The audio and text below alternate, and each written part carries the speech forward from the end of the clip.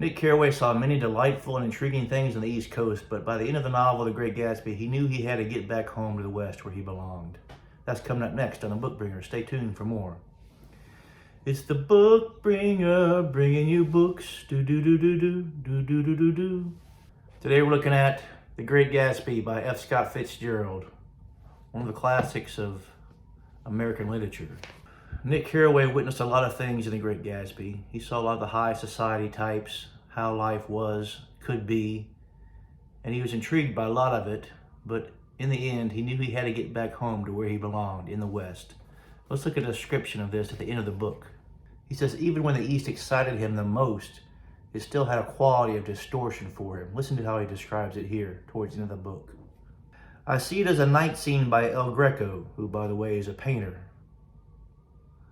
100 houses, at once conventional and grotesque, crouching under a sullen overhanging sky and a lustreless moon.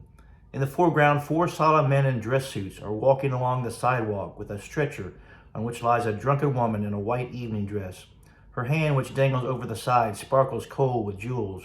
Gravely the men turn into the house, the wrong house, but no one knows the woman's name or no one cares.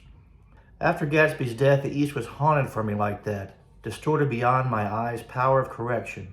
So when the blue smoke of brittle leaves was in the air and the wind blew the wet laundry stiff on the line, I decided to come back home.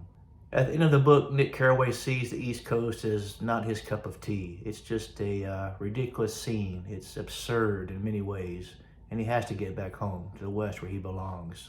The images of an El Greco painting where some men are taking a body of a woman who's passed out on a stretcher, and they take her to the wrong house.